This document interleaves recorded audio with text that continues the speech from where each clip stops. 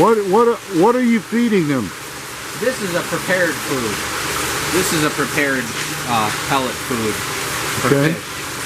Now, I started breeding these for food fish. These are food fish. Are these tilapia? These are all tilapia, everything. And the tank next to us, and you'll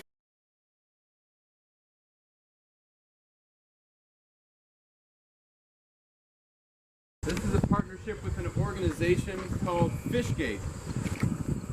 Fishgate is not fish getting in trouble politically. It's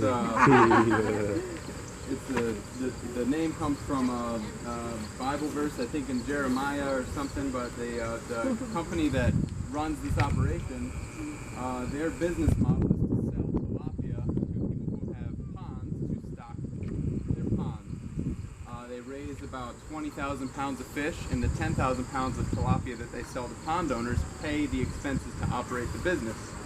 So they have this wonderful margin, but they don't want to do a food service company. They don't want to be a food production company. So they're going to take the 10,000 pounds of extra fish that we grow here, and we get to share them with folks that we know, and we get to clean and prepare them at Cedar Creek's giant commercial kitchen. And they host the Community Cares Clinic, so we're already producing fresh fruits and veggies for the families that go to the clinic. And now we're going to be able to dirty up their kitchen and make it smell like fish for a week and share it with several hundred folks. So I'm really excited about that prospect. Right now you're looking at our fence. This is just a fence, everyone. A fence and an above ground pool, because the city is learning with us. They don't know what to call all this stuff. So we've been making our best effort to be as transparent as possible. You know, we're like, hey, we're going to grow a lot of fish in the middle of the city. How do we do that? They're like,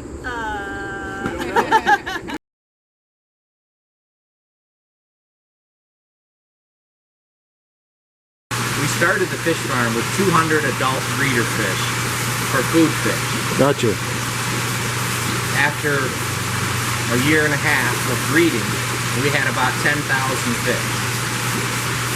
Then we realized the pond fish were so much more valuable, so we started breeding pure blues. We were able to get about 50 adult breeding blue tilapia, and now we have approximately 10,000 blue tilapia. Wow. We realized that the sale of the blue tilapia would pay for the raising of all the tilapia, and we're giving away the food fish into a feeding system at Cedar Creek because they have a commercial kitchen. So we'll deliver the fish to a chop house. We'll clean them. They'll pick them up directly from them. We'll ship them there fresh, straight on ice. They'll pick up the fillets and prepare them, and then feed them to the inner city churches that they have relationships with all over the city. This is excellent. This is excellent. This can self-sustain itself. We have a breeding system over here. And what I did when I first started, you have to pick out the males and the females. And when the females have a mouthful of young, because they're mouth bruised, you separate them and you let them breed. And I did that in those last tanks. And then I realized that the biggest problem I had was the babies were constantly going over the overflow. Ooh, yeah. Because the parents would go and spit the babies out in a safe environment, which would be up where that plastic is, and it would go over the overflow, and I was losing them all the time.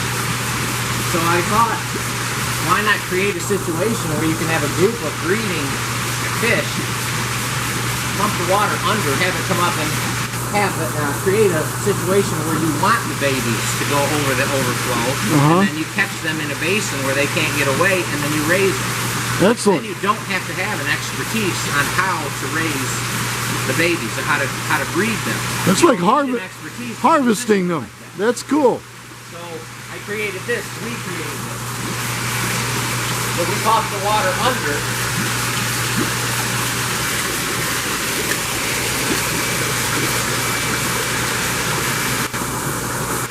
So, theoretically, and I haven't tried it completely, and this is another byproduct that happened, which is another way that we're able to make an income.